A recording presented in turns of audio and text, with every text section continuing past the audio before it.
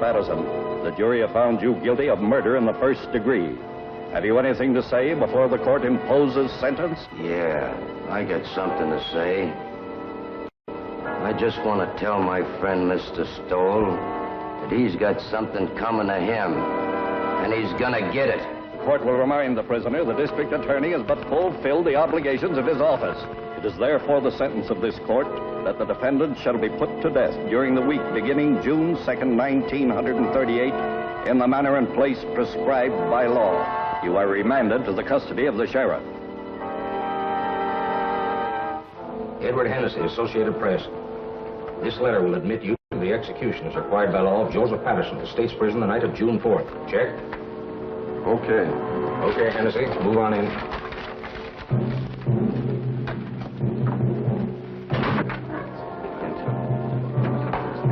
Better save some of that till you come out. Well, boys, it looks like Patterson's going to get it all right. Yep, he gets it this time. The DA sure killed the reprieve.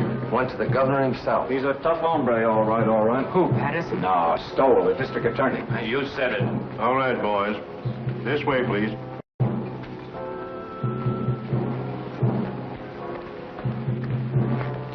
Is it true that they smoke when Don't they think about it, Sonny.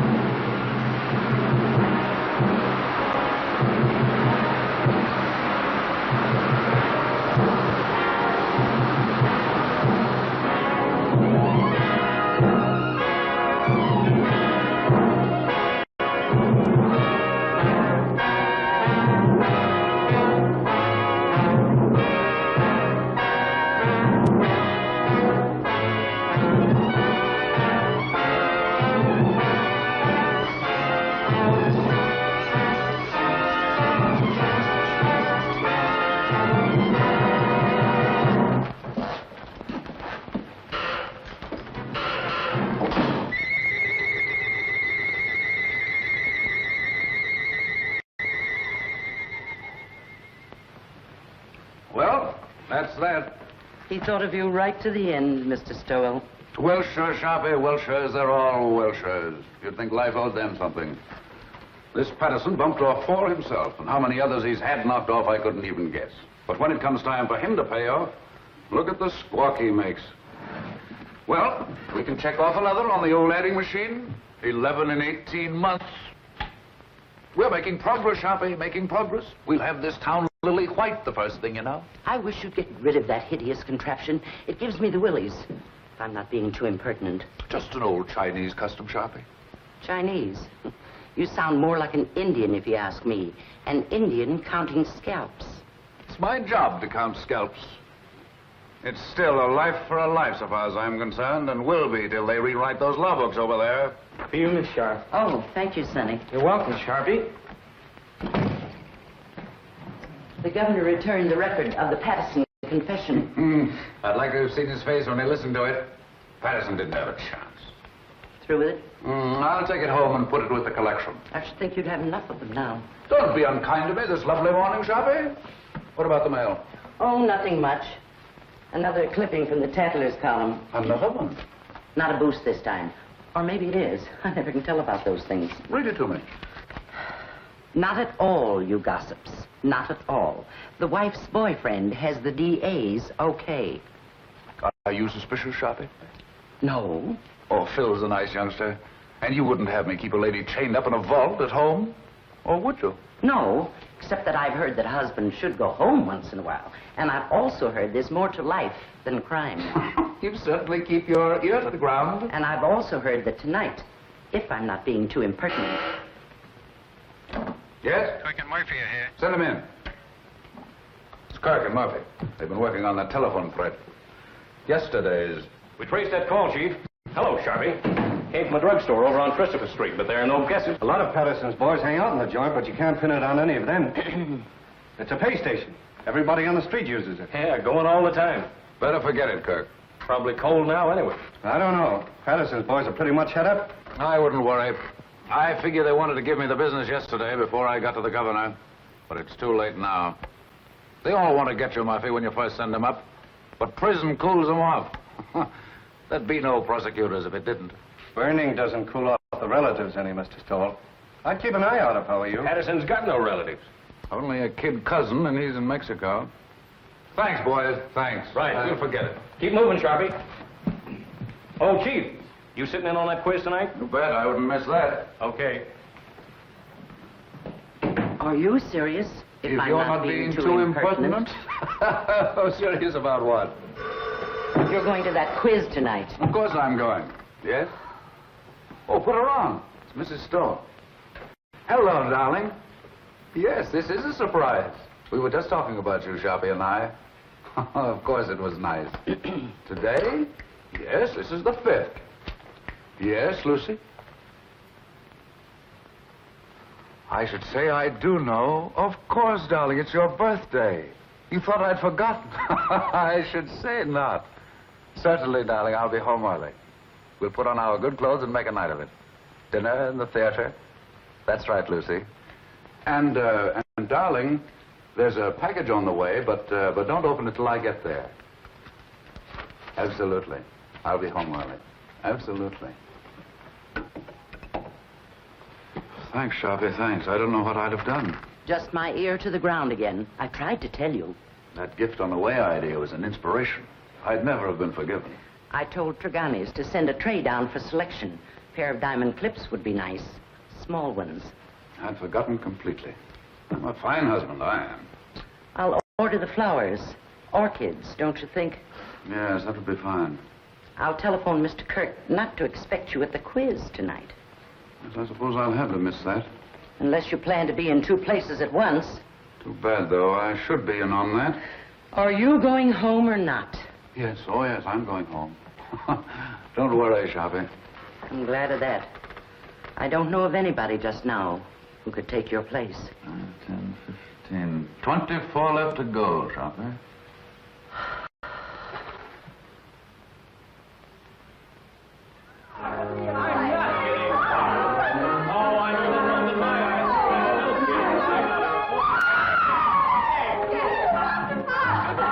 You want a drink, Phil? Oh. Yes, I need one. Me too. I get worse every time I play. You couldn't. Don't let him kid you, Liz. Thank you, Creola. I didn't know, Miss Stowell, if you wanted the ice melted or not. Oh, no, Creola. I think it's better this way. Thank you, ma'am. I can't believe it. She's marvelous. She's my new maid, but you should taste her biscuits. They're wonderful. I'll taste a highball if it's all right for Liz? everybody. 2 fingers, please. Don't make it too weak. Hello, Mr. Stowell. Hello. Why, hello, Jim. Hello. Jim, you're early. Hello, Jim. How are you? Just in time for a drink. Happy birthday, darling. It is now. I didn't know, Lucy. Why'd you keep it a secret? All the old girls do, Elizabeth. Hiya, Phil. Fine, Jim, fine. Would you like a drink, darling? I'm ashamed of myself for forgetting. Me, a cousin, too. Thanks, darling. I'll fix my own. I almost forgot myself. And I'm a husband. Hello. New glasses? Well, the set's from Phil. Isn't it lovely? Birthday present? Oh, they're just replacements for the ones I break. So you remembered. Well, that was nice of you, Phil. Seems I saw something in the papers recently about Lucy and Phil, didn't I? Just a bit of scandal. I can't get away with a thing. I saw that. I wish it hadn't gotten the newspapers, though. Not that I care particularly, but you know, a man in my position. You're joking, aren't you? It was a triple date, Jim, and I didn't show up. The young things took pity on me. You don't think I'm serious? You don't think I suspect Lucy, do you? I didn't know what to think. You know, when you're talking to a district attorney. Well, I hope I'm not bringing my job home with me, Elizabeth. Monster though I'm supposed to be. Caesar's wife must be above suspicion. To Caesar's wife. Wait a minute, John. Do you know what happened to Caesar's wife? Something dreadful. He killed her. Deader than a doornail. Oh. Well, let's just drink to Lucy. Thank you, darling. Hey, Mr. Stowell. Yes, Creola. Telephone. Who is it, Creola? Who is it? It's the gentleman who works in your office, Mr. Stowell. It's Mr. Cuddy. Oh. Oh, please, Jim. Oh, of course, darling, of course. What's the matter with me? Tell Mr. Kirk I'm not in. And Creola, I'm into nobody from now on. Understand? Nobody. Yes, sir. I understand. You just ain't in. I still don't believe it. Sometimes I wonder if Jim is my husband or just district attorney. How goes it at the university, Phil? I'm on my last postgraduate course right now. Political science. Do you know, after this, I'm afraid I'm going to have to go out and go to work? He hates to give up watching football practice. Come on, Einstein. We've got to go. I'm going to make him study tonight or bust. Let's bust. A great, big, beautiful bust all over town. What do you say? Oh, you ninny, come on. Thanks, Lucy, for the game and the drink. See you soon. Bye-bye. Happy Goodbye, birthday. kid. Thank you. Good-looking pair of kids. Nice, too. I wonder if they'll ever get married. Mr. Stowell, I told the gentleman you said you wasn't in, but he didn't believe me, Mr. Stowell. He says to tell you it was important, and to tell you that the cousin from Mexico was in town. But he didn't say what cousin, Mr. Stowell. That's all right, Crayola. Thank you. You welcome. What does that mean, Jim? The cousin from Mexico? Nothing at all. Kirk shouldn't bother me here with details. Well, we'd better go along then. We'll have to hurry if we're going to dress. There's no place to hurry to when I'm with you. Darling.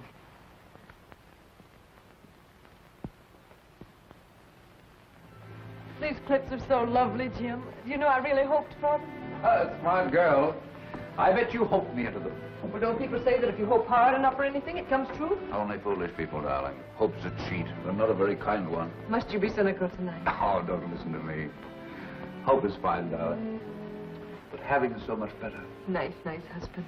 Oh, now you make me feel uncomfortable. I've got a confession to make.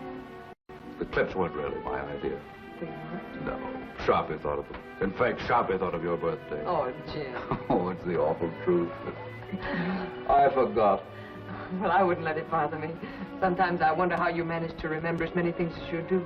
And you're the only thing in the world really worth remembering.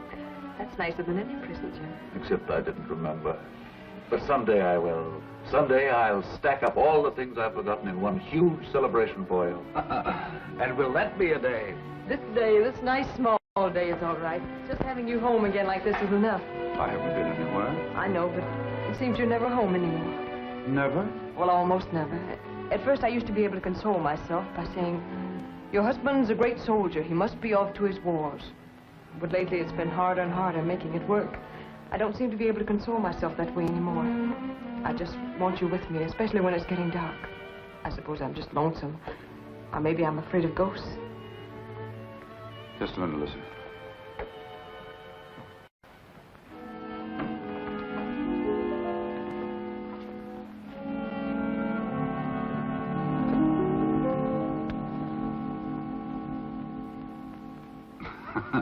Just in case of ghosts.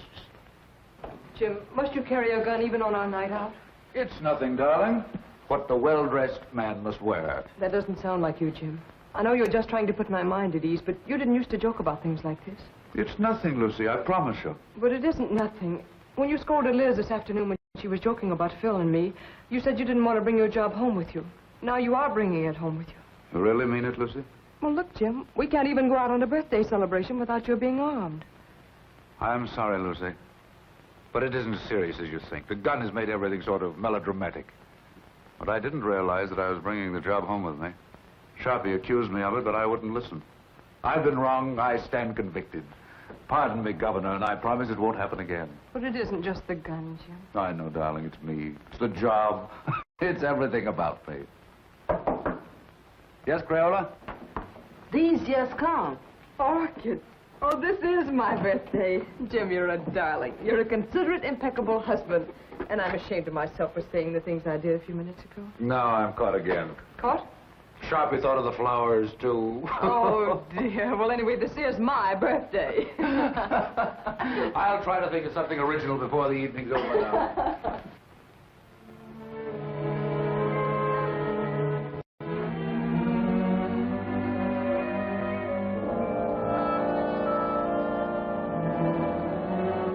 Nice evening, ma'am. Perfect, Jenks, perfect. Been some time, Jenks, since we've made an evening of it. But Mrs. Stowell with us it is, sir. Why, Jenks, you mean? Oh, no, ma'am, I didn't mean it.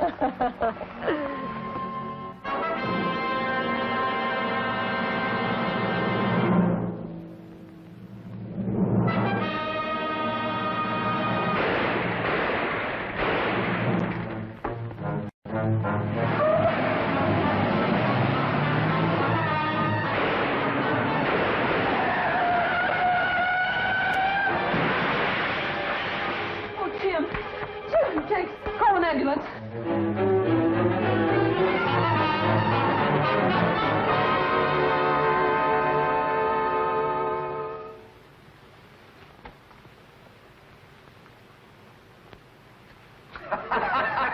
Thanks, Steve.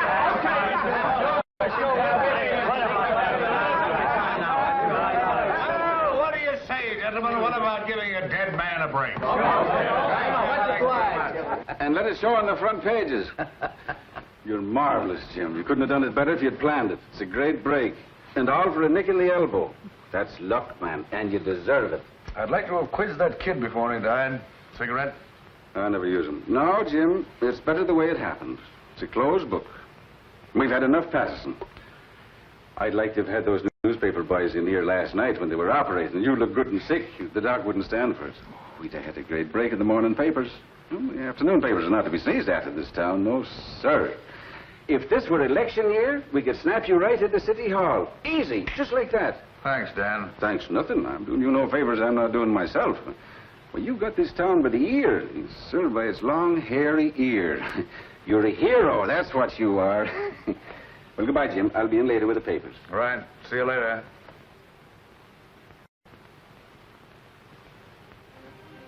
We've all gone, darling. Enjoy your walk. Oh, yes, Jim. While I was walking, I did a lot of thinking. An awful lot, Jim. Bad for your complexion, darling. I heard those reporters talking coming out of the elevator. I couldn't believe they were talking about you. I overheard one of them say, the Inquisitor almost got it himself. Don't you think, Jim, that when things like this can happen, when people try to kill you in front of your own house, don't you think it's high time one of us started thinking? I've been thinking myself, Lucy. Quite a lot, too. But I mean about us, Jim. We've got to do something. Hardly ever seen you is bad enough, but when... I know. I've become a regular headhunter, as Sharpie says. Does Sharpie say that? All the time. Says I've become a maniac. Says everybody's a suspect with me. Everybody's a potential criminal. Says all I live for is convictions and executions. I never had the nerve to tell you. You didn't have to tell me. I knew it. Knew what you were thinking, too. Did you really? Really and truly. Yes? Who is it? Oh, it's Mr. Kirk. Do you want to talk? Yes, Auntie. Yes, Kirk? Fine, fine. No, I'll tell you what to do. You handle the office yourself. That's right. No, it isn't that. I'm fine. Perfect. No, Mrs. Stoll and I are going away on a trip. 3 or 4 weeks. We haven't worked it out yet. Maybe Canada, maybe California, maybe Europe. I've never had a vacation, and there's no telling where we'll end up. Thanks, Kirk. Thanks. Goodbye. Do you really mean that? Absolutely. We both need a vacation, Lucy. We both need to renew our old acquaintanceship. Oh, Jim. Yeah? You know, that trip we've been saving up for our old age? Or the one we were going to take for a honeymoon and didn't? Or any of those trips we should have taken and never did. All right, darling? I can't believe it, Jim. I really can't. Will you start believing right now? Land of the midnight sun, Arabia, blue Mediterranean, in old Quebec, Australia, the Riviera. Where would you like to go, Liz? Cairo looks pretty good to me. Why not 2 weeks of salmon fishing in Alaska? I think I'd like to go to Switzerland. Very aloof, Switzerland. But it's so clean and quiet. Egypt's where I want to go. It's dark and mysterious. Oh, no. Egypt's got no sense of humor. I don't want anything dark. I want sunshine and snow and everything white and blue and glistening. Listen to me, will you? I'll be happy if we ever get anywhere. I still have to pinch myself to make sure I'm awake, and I'm very careful not to pinch too hard. I really can't believe it. I really can't believe it. A bracelet to match the lady's birthday clips. Your clips, Sharpie. How they've been gnawing at my conscience. I had to think of something myself, or I wouldn't have enjoyed a moment of the trip. So you're really going? I have to, Sharpie. I have to. I haven't been myself lately. I've been somebody else. You're not telling me anything. I've got so lately, I'm suspicious of everybody. Why, I'm suspicious of you, Sharpie. I'm even suspicious of myself. I third-degree myself. I put myself on the stand. I find myself turning around quickly to see if I'm the man I think I am. What would you say to that, Sharpie? I'd say you weren't going away a moment too soon. Right, Sharpie. You're always right. So I'm going. The moment I go out of this office, I'm gone, you understand? And you don't know where to find me. Yes, Mr. Kirk. No, Mr. Kirk, he's not in the office. I see. A murder. But I'm not... I imagine it must be sensational. Of course. I know. Yes, Mr. Kirk, if you should come in, I'll have him call you immediately. Goodbye. And don't call me Sharpie. The sins you have on your soul, Sharpie. I'd run if I were you. I'm running. Thanks, Sharpie. Goodbye. Thanks. I didn't think you had that much sense. If you're I'm not being too impertinent.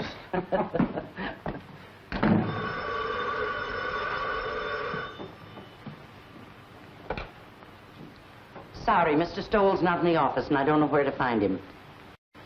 Oh, it's the police headquarters. I'm sure it must be very important, but I have no idea where to find him. So sorry. So very sorry. Goodbye.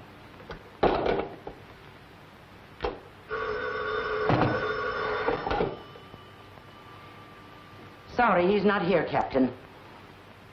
Oh, the McAllen murder. That is important.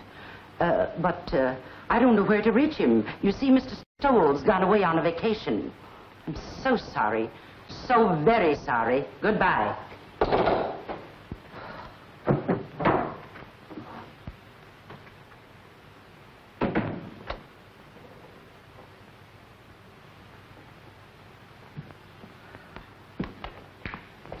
Hello, Sharpie. Where's the chief? I haven't the faintest idea. Well, I've got to get a hold of him. Dr. Shaw McAllen just shot his wife. Oh, indeed. Scoop Kirk. Well, it's the biggest thing that's broken around here in years. You know him, Sharpie, the Pittsburgh McAllens. Millionaires. He teaches up at the university. I'm sorry, Mr. Kirk, but Mr. Stowell is away on a vacation. Well, he can't have gone very far. He was here half hour ago. I know, but he was moving mighty fast. Yes, Lieutenant, what can I do for you? I wondered if you had located Mr. Stowell yet. He's gone. Sharpie says he's gone on a vacation. Oh, that's too bad. They're bringing McAllen over here. I figured Jim would want to question him. He won't open his mouth. Well, I'll question him. What did you pick up, Fred? Oh, the same old story. He was crazy about her and found her with another man. You know, I remember something about her. Didn't his family kick him out when he married her? Without a cent.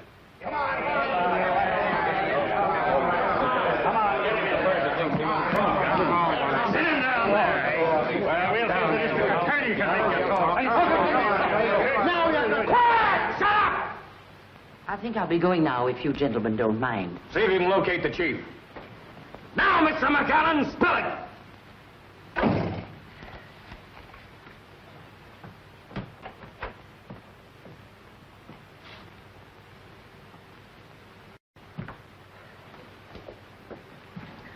Lock up when they're all through, Pinky.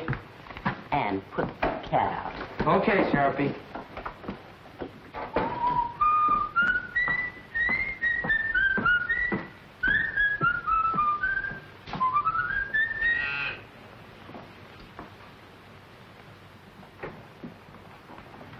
I'll only be a moment, Joe. I left something in my office. And you remember nothing, Dr. McAllen. But you shot well enough to kill. A precise, deadly shot, Dr. McAllen. Are you sure you don't remember that? Your silence has no point, Dr. McAllen. When you shot to kill, when your gun spoke, you spoke. It's too late now for silence, Dr. McAllen. You're an educated man. You know men have been shooting faithless wives since time began. No, Mr. Kirk. Just a moment, if you please. Gentlemen, if you'll be kind enough, I'd like to be alone with Dr. McAllen for a moment. I can imagine the strain he's been under. Would you be kind enough to leave us alone for a moment? Okay, Chief. Thank you.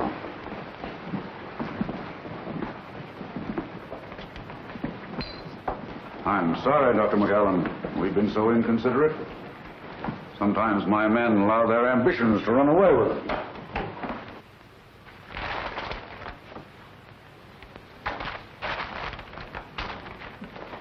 You better sit down, honey, and rest your feet. I caught myself doing that once unaware, and I was worn out for a whole week.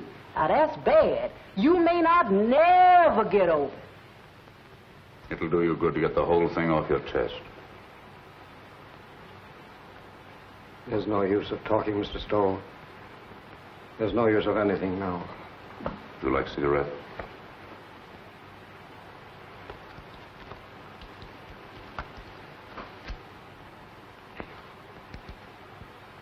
Drink?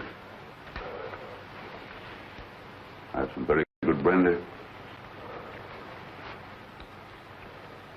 I don't want you to talk if you don't feel like it. I just want you to know we're not monsters here.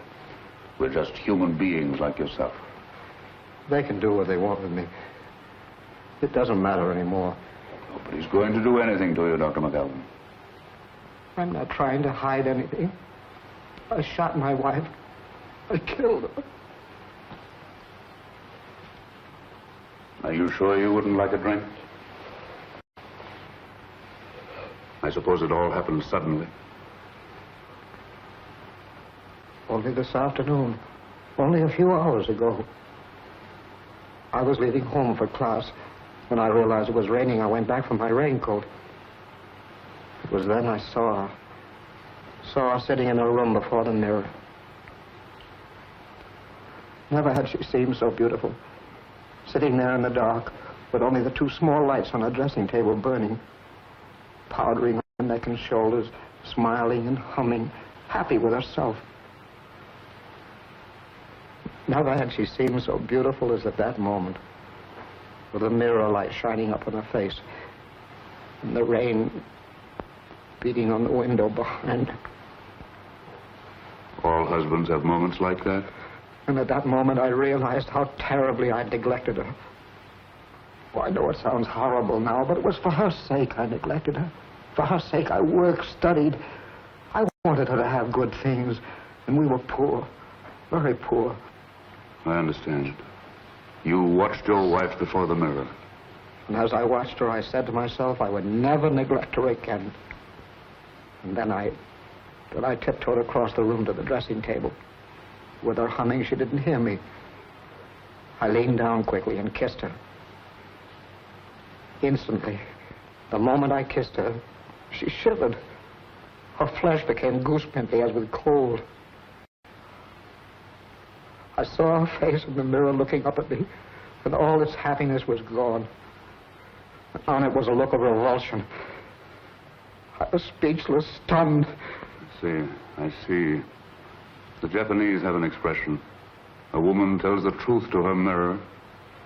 And then she recovered and looked up at me and laughed and said, "You should know better than to ruin a lady's makeup." She began to powder the spot on her neck where I'd kissed her. And she got to her feet and kissed me on the cheek. "I've got to run along," she said. "I'm playing bridge at Sonia's. I'll see you for dinner." She ran out. I stood, still speechless, and watched her go. I see. And that was how it began. My brain was on fire. I was sure there was only one explanation. She was making herself beautiful for some man, and she was going to him. She wasn't going to Sonia's. I followed her in the rain. And what finally happened, Dr. McAllen? I killed her. I know, but the circumstances. It's all unreal to me. All blurred. I was blind, insane. I saw her enter her house. I went to a window. I saw her run into a man's arms. The fire in my brain became a fury. I didn't realize I'd drawn the gun. I didn't realize I'd fired it. Until I saw her body crumble to the floor. And then I knew I'd killed her. In that instant, I knew I'd lost forever the one thing in the world I loved. It's my fault. My stupidity. My neglect.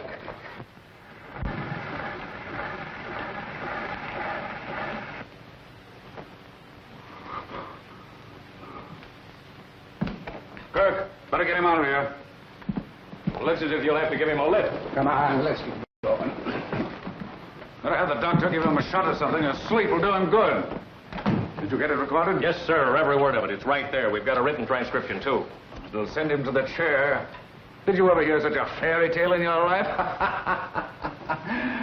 The kiss before the mirror. I don't know, Chief. You know, that's the way things like that sometimes start. Oh, you should be smarter, Kirk. His emotional upset fooled you. Well, that was genuine enough.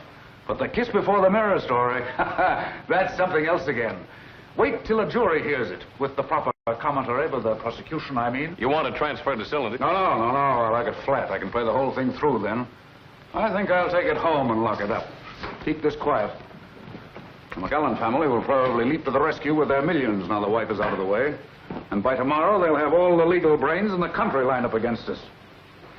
They'll repudiate the confession. They'll repudiate it, all right. But if we don't mention it, they won't worry about it. That is, until we spring it. And I have an idea something can be made of it at the right time. It's going to be a battle. I won't say a word. Oh, you wanted this? Oh, and something else. I forgot this earlier.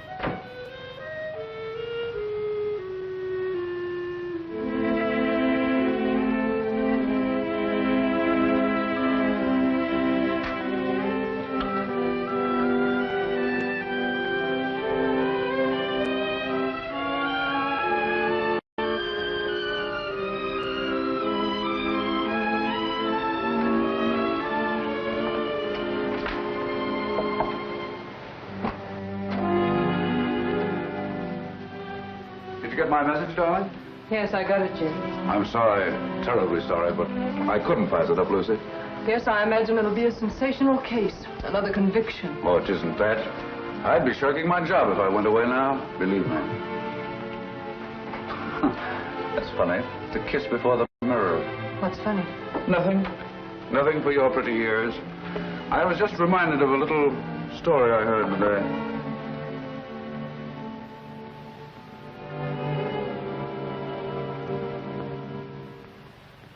Dave Morrow to defend McAllen. Famous criminal lawyer engages family rallies to professor's aid.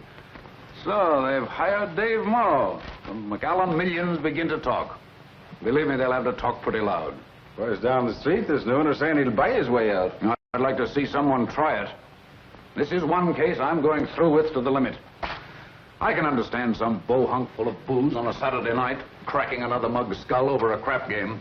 But these polite, sensitive murderers, these sophisticates like McAllen deserve no quarter. And they'll get none from me.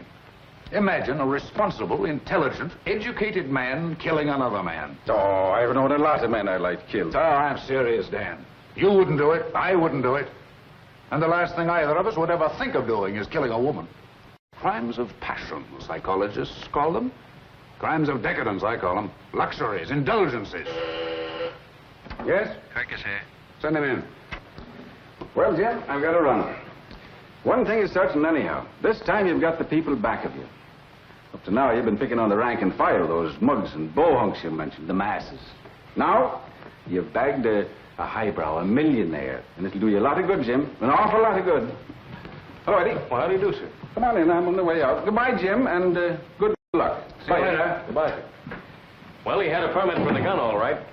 Seems he used to walk back and forth to his classes, and there've been a lot of holdups along through there after dark, and he got the gun for protection. But I don't know what a guy like that would do with a gun if someone held him up. He could use a gun, all right. That's the late Mrs. McAllen. Any news of the other man? Vanished completely. Not a sign or a trace of him. He was just a lodger there. Suppose McAllen knew this man. Suppose the whole thing was framed. I don't believe McAllen could frame anything. I've had a rule all my life, Kirk. Never take any human being for granted. Just think what getting rid of his wife would mean. His family's forgiveness. Return to the security of millions. A chance to follow his studies and comfort. What is he professor of, anyway? Political science. Oh, yes, I remember. See what an opportunity this man would offer? It's true. He neglected her. He said so himself. And why didn't he kill the man? That's what a man usually does. Kills both of them. But not a professor of political science. I was just telling Dan Ellison. McAllen's one of those sensitive murderers. Consider that fancy tale of his. The kiss before the mirror. It's raining out. He comes back for his raincoat. Sees his wife. Kisses her. She laughs at him. Suddenly, he sees red. My brain was on fire. I was sure there was only one explanation. She was making herself beautiful for some man. And she was going to him. She wasn't going to Sonia's. I followed her in the rain. And what finally happened, Dr. McAllen? I killed her. I know, but the circumstances. It's all unreal to me. All blood. I was blind, insane. I saw her enter a house. I went to a window. I saw her run into a man's arms. The fire in my brain became a fury. I didn't realize I'd drawn the gun. I didn't realize I'd fired it. Until I saw her body crumble to the floor. And then I knew I'd killed her. In that instant, I knew I'd lost forever the one thing in the world I loved. It's my fault. My stupidity.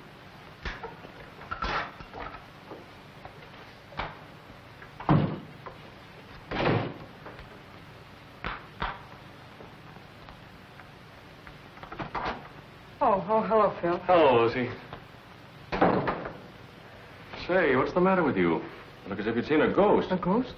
Well, maybe not a ghost, but a boogeyman anyway. Oh, no, I've just been sort of moping around. No fooling now. What's the matter? Nothing. Nothing, just these early summer evenings, I suppose. I'm afraid I'm a little weepy every now and then, Phil. I'm also afraid I enjoy it. In the first place, you shouldn't sit in the dark. And don't give me that sad business about these early summer evenings. Your trip's been called off. That's it, isn't it? That's it. Sit down, Phil. I know. It's a tough break all the way around. You know, Lucy, Dr. McAllen was my prof in political science at the university. He was a great little man. I imagine he was. He was like a child, so lovable and simple. Everybody at the university knew about his wife except him. I wonder how he came to find it out. Let's go out on the terrace. It's so close in here.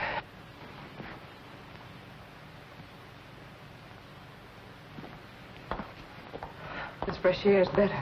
You sure you feel all right? Oh, yes, I'm all right. It was Dr. McAllen I came over to talk about, but perhaps I better let it go. You seem to have enough bother. Oh, go ahead, Phil. I'm fine now. Well, Lucy, it's just that I'd like to see the poor gent get some sort of a break. I guess there's no doubt he shot her, but, well, I thought if Jim knew what a terrible woman she was and what a sweet little man he is, it might help. He might be lenient anyway. And I thought if you could... If I could speak to Jim? Yes, Lucy, if you could. Because I could never do it. It'd be a waste of time, Phil. Well, I thought, knowing Dr. McAllen... I know, but there's nothing you can do nor we can do. When Jim gets on a case like this, he's different. He's a stranger. His job becomes a mania with him. I don't know him. I don't understand him. I'm even afraid of him. I'm really sorry I mentioned this. Oh, I guess it isn't as bad as it sounds, Phil. Jim's always thoughtful and gracious with me. It's just that other side of it. I understand perfectly. That's a tough racket he is in. I'm sorry I bothered you. I wish I could be of help. Well, I wish I could be of some help to you, Lucy. And when Jim is off on one of those cases. You know, I mean, whenever you need some laughs, why, give me a ring, will you? Oh, thanks, Phil. If ever I feel like I need some laughs, I'll do that. How's Liz?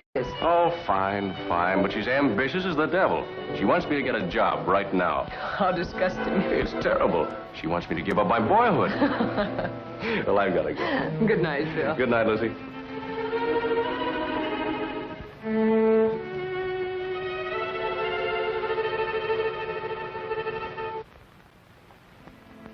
Oh, I didn't know you were here, Jim. How long have you been home? Just a few minutes. Out for a walk? No, Phil dropped over. We've been out on the terrace talking. Phil likes the dark, too. Writing poetry, I suppose. Oh, no. Phil's one of our young realists. He lives a sort of poetry, though. Limericks, I imagine. No, popular songs. Gay ones, bright ones. How's Elizabeth? Oh, she's fine. Phil says she's ambitious as the devil. She wants him to give up his boyhood. He couldn't mean his childhood, could he? What's the matter with you, Jim? Nothing. Why? Talking like that. You like Phil, don't you? You always have. Of course I like Phil. It's just my evil nature, darling. I was so disappointed not to find you here. I'm afraid I'm old-fashioned. I want my woman in the house when I come home. What's got into you, Jim? I was here. Yes, I know. I guess it was just when I found you here with Phil, I was... You don't mean jealous, do you? No, not jealous. Envious. I envied him. I envy anybody who has a single moment of your time. I envy them your eyes, your voice, your presence. I even envy them your shadow. Do you know the other morning when you told me of some wild dream you had that night? How you'd gone to a masquerade and I wasn't there? Do you know, I was furious. Furious because I wasn't there in your dream. furious with all the people who were. I didn't say anything about it, but it wasn't until I got to the office that I was myself again. Sharpie's right, Jim. You are going crazy. With worship of you, darling.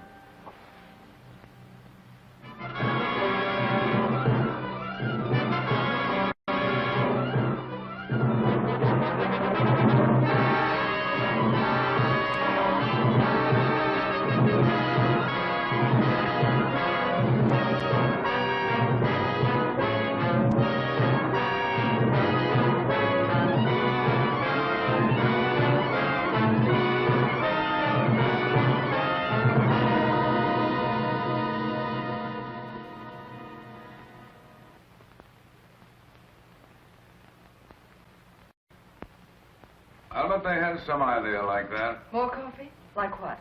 No, darling. Bribery. Using the family millions on me. I'm sure they know you better than that. Well, they're spending plenty as it is. You want another waffle, Mr. Stowell? No, thanks. You, Miss Stowell? If I ate another waffle Creole, I'd turn into one. You eat them. Oh, I can't. I was dying. A waffle or two won't make any difference. Oh, I ain't dying for my figure. I was dying for my mind. The doctor said if I didn't eat no more starch, it would take the fat off my head and I'd improve my mind. That's the telephone, Creole. Yes, I'll get it. Well, she certainly can cook. That's more than most of them can do. Hello. Yes, sir. Oh, I'm fine. Oh, that ain't no trouble at all. She's right here. It's Mr. Phil for you, ma'am. He called for you last night, but you wasn't in. Yes, Phil? Oh, you idiot. You didn't bother me at all. Yes? Oh, yes. We'll drop over later. I'll see you then. Bye-bye. Oh, excuse me, ma'am. Liz and Phil had another quarrel. I've seen it coming for quite some time. Lucy, I wonder if you'd do something for me. Oh, it's nothing, but it might be exaggerated into something. Phil is chairman of the University Committee to help McAllen, isn't he? Yes, that's one of the things he and Liz quarreled about. She said it took up too much of his time. Well, you can see with rumors about like this, bribery and so on. It might be just as well to keep away from Phil until after the trial. You understand, don't you? It seems a little silly somehow. Appearances can be awfully important. If I sound like one of those husbands, you'll have to forgive me. Goodbye, darling. Goodbye, Jim.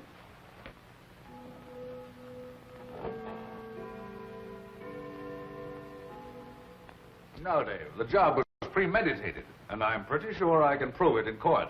Aren't you going just a little bit out of your way, Jim?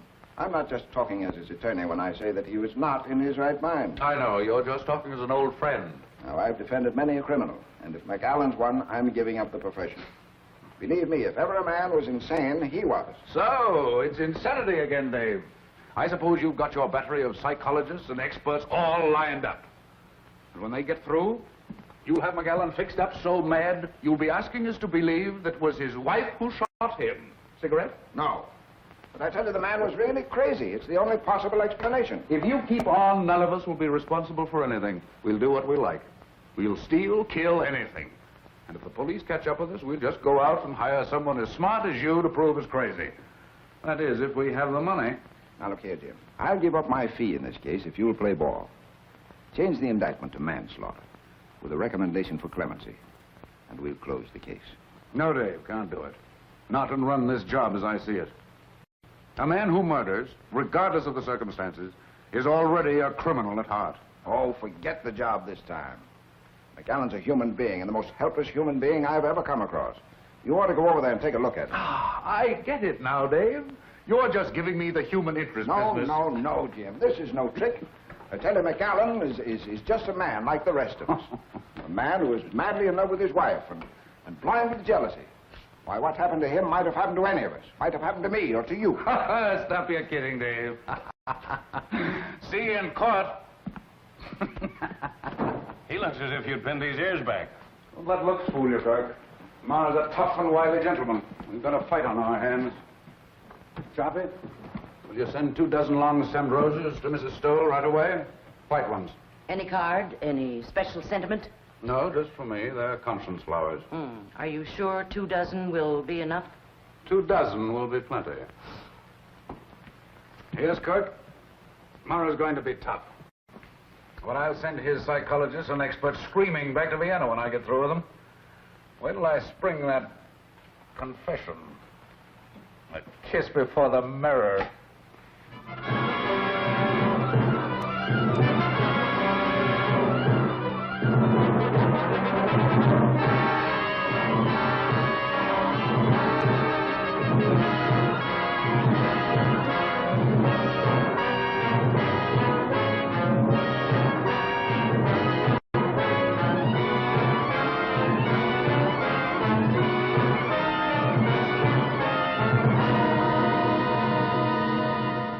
You admit, then, that you neglected your wife? You saw little of her. You were too busy with your humanitarian studies, your plans for a better world. I must ask you again to answer yes or no. Yes. Thank you. Did your plans for a better world include, by any chance, better consideration for your wife? I object, Your Honor. The question is irrelevant and immaterial. Objection sustained. The district attorney will please control his sarcasm. You are a professor of political science at the university, is that right? Yes, Your students loved you, liked your courses. I think so. You spent a great deal of your time with them, long hours after class and in the evenings. Yes. And when your students were not with you, your work was with you, night and day. Is that not right, Dr. McAllen? Yes. How long would you say, Dr. McAllen, how long was it before your wife's death that you took her out, say, to dinner, to a party, to the theater? I object, Your Honor. The question is irrelevant. Objection overruled. The district attorney may continue. How long, Doctor? A month? 2 months? 3 months? About 3 months. This, then, is the woman you loved. This woman you did not think enough of to be a companion to in her ordinary life. This woman you left to weep her heart out in her own loneliness. This is the woman you say you loved with a passion, with a madness that drove you to kill? I object, Your Honor. I object. Order! Order! Ladies and gentlemen, be seated. Order! Evening paper, ma'am. Mac Allen collapses on the witness stand. Thank you, Creole. You're welcome. Cracks after 2-hour grill by District Attorney Stoll.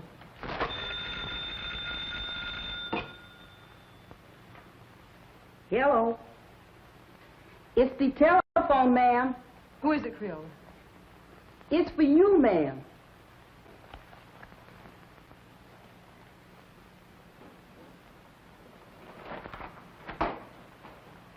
Yes? Oh, yes. Oh, yes, yes. I'll be over as soon as I can.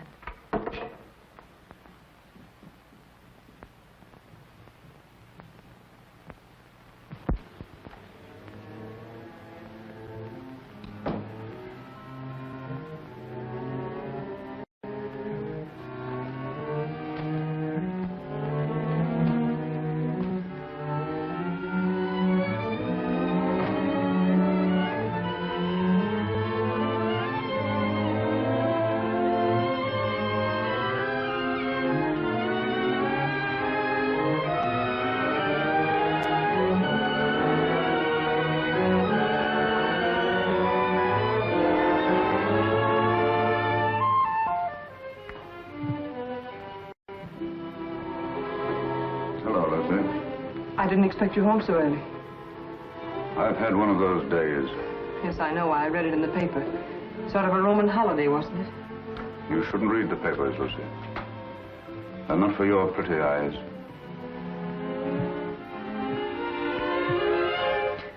Jim. What's the matter, Lucy? Nothing, Jim.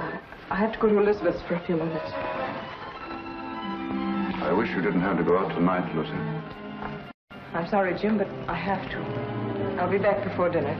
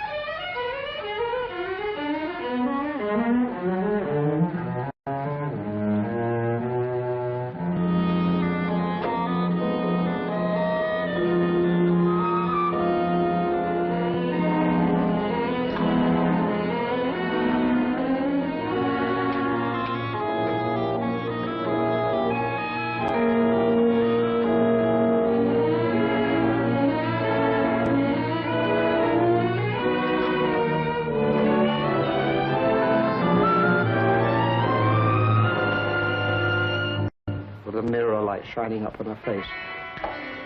I leaned down quickly and kissed her. Instantly, the moment I kissed her, she shivered.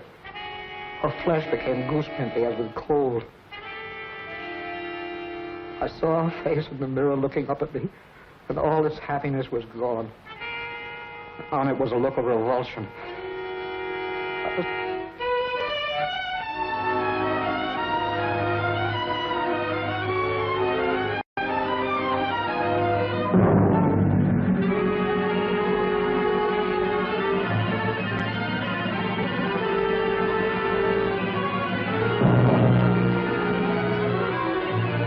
Better wait.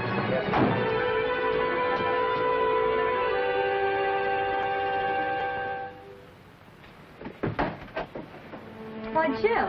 Hello, Elizabeth. Is Lucy here? No, Jim. Why? Something the matter? No, I just wanted to speak to her. I'm sorry to have bothered you, Liz. It's nothing. Well, come on in, Jim. I expect her. I'm waiting for her now. No, thank you, Elizabeth.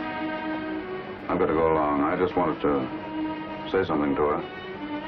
See you later.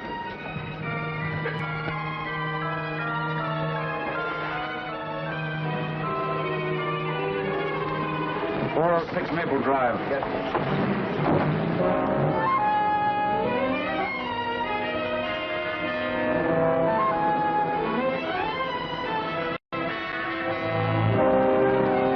want me to wait here for you, mister? No. You better not wait.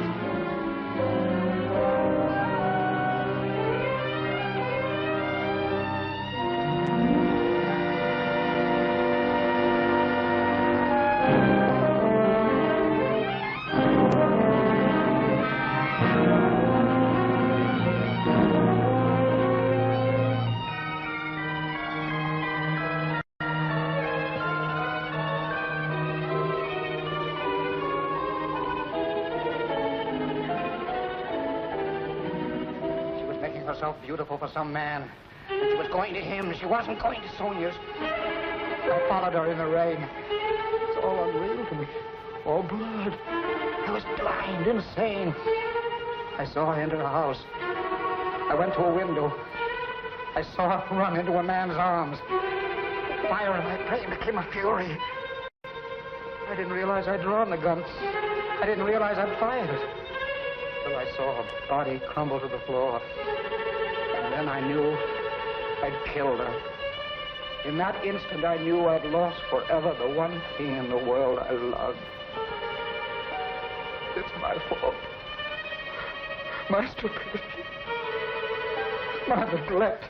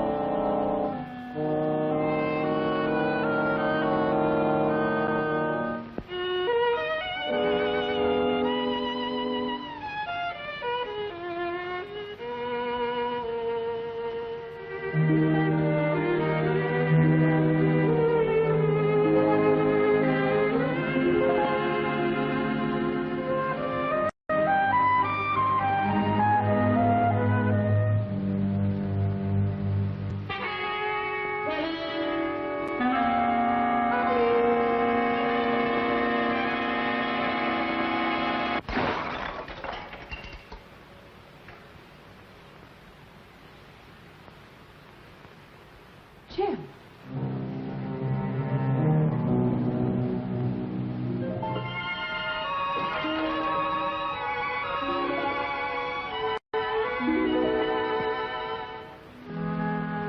It was a stupid record. I should have bought some new ones. Liz said you were looking for me. What is it, Jim? Nothing. Nothing much. I guess the case is about getting on my nerves. I simply wanted to tell you that I wouldn't be at home tonight. I'm staying in town. Oh, I see. It's much better if I'm near the office. Yes, I suppose it is. The office is terribly important. I can get someone to stay with me here. Yes, I'm sure you can. See you tomorrow.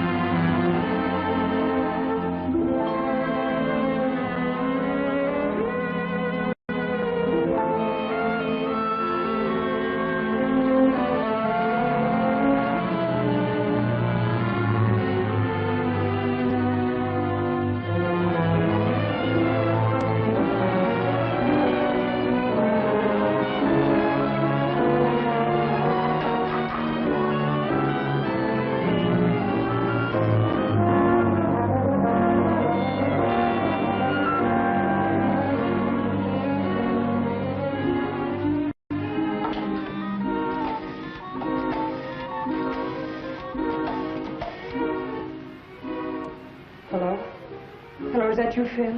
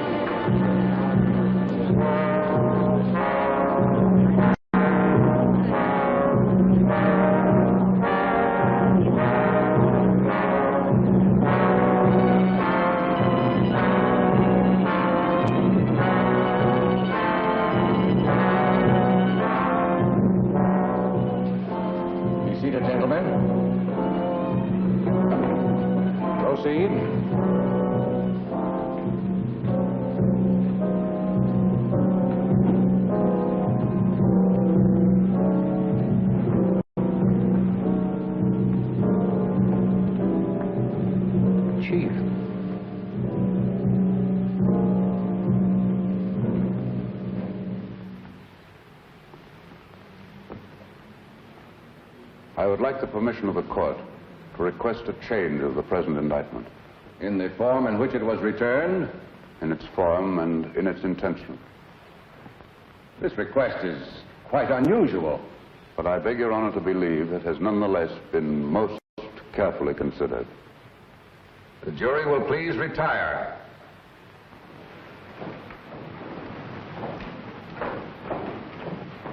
What's the matter with Stoll today?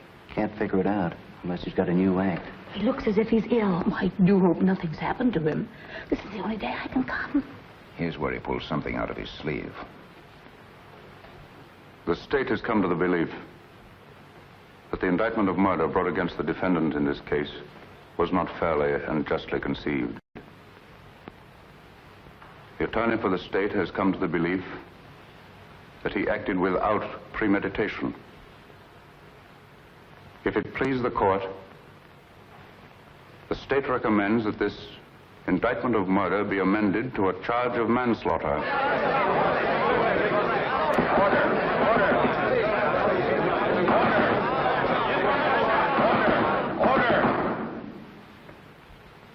This is a serious recommendation.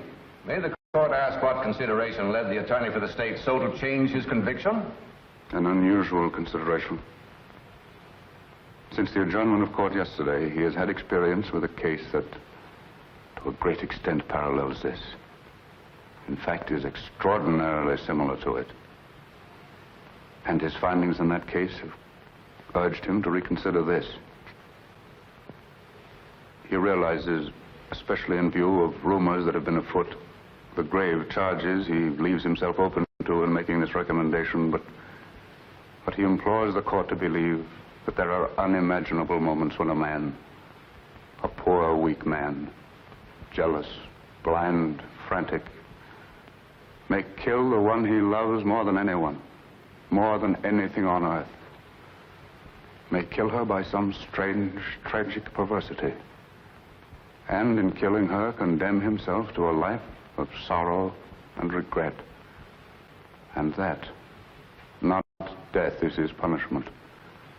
And believe him, Your Honor, it can be a terrible one.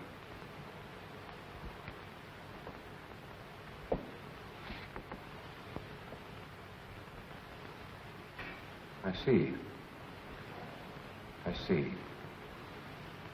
Please have the jury returned.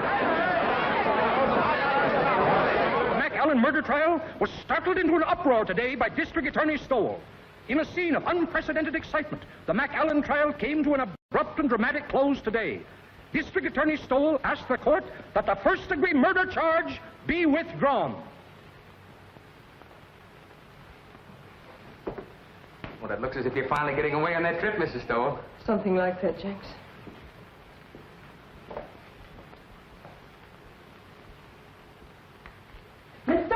Miss Stowell, you should hear Miss Stowell. That's it, Creola. Mr. Stowell just let that McAllen man go. He let him go? Yeah, something like that. You just come on in and listen, Miss Stowell. For the alleged wife slayer, surprised the spectators and the court by asking that the first-degree murder charge be dismissed. The jury, following Judge Forbes' instructions, immediately returned a verdict of manslaughter with a recommendation for clemency. The penalty calls for from 10 to 20 years. District Attorney Stoll has blankly refused all further discussion of the case. We will now continue with our regular program. I thought sure they was going to electrify him. Thank you, Creola. I learned a lot just sitting here on my day off, improving my mind.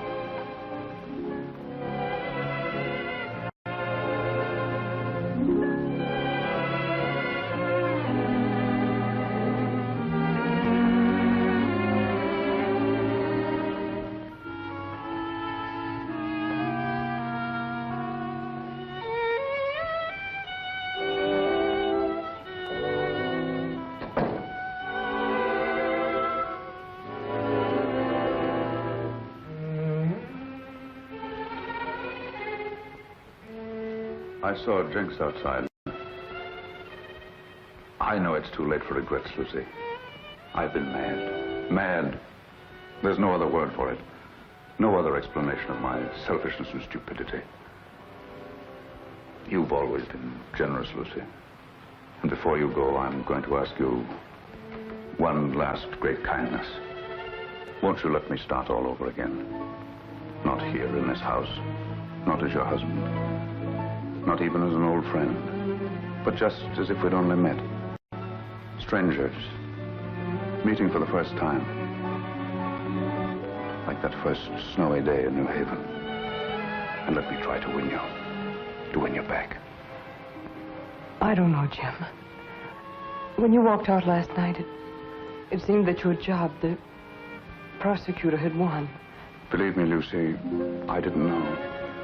I didn't realize what had happened between us until yesterday when I saw you sitting before the mirror. When you kissed me? Yes, when I came home. I hated you then. I just read your cross-examination of McAllen and how he collapsed on the witness stand. And you seemed to me more of an executioner than an attorney. I know. I understand, Lucy.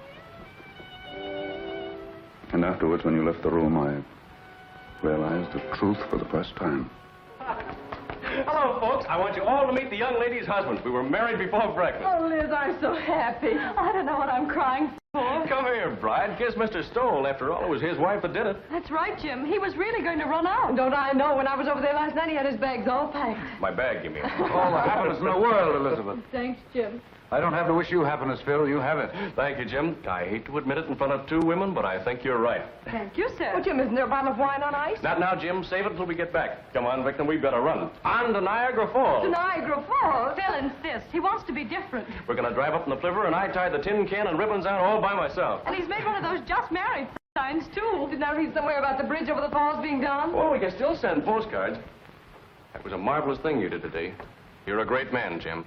Hardly. I just came to my senses, that's all, Phil. Well, come on, Liz. We've got to be moving. Well, goodbye, Phil. Goodbye, Jim. Goodbye, Lucy. Goodbye. Good luck. Thanks again, darling. Forget it. Ring us up when you get back. Come on, Mama. We got to go. Don't call me Mama. I don't like it. Well, you better get used to it. Hello. It's the telephone, Mr. Stowell. Who is it, Creola? It's that Mr. Allison from the office, and he said it was most urgent. No, Dan. Oh, I've had enough of the job. Enough for a while, anyway. That's right. No, I won't do it. No, I'm not resigning, Dan. The job's all right. The trouble's with me. I've just got wise to myself. But, Jim, the newspaper boys are packed outside, and there's some pretty nasty talk going around. Yes, bribery. The McAllen millions, you know what I mean. Let them talk. Let them investigate. Let them do what they like. I'll take care of them all when I get back. Let me talk to Sharpie. Yes, Mr. Stowell. With the greatest of pleasure.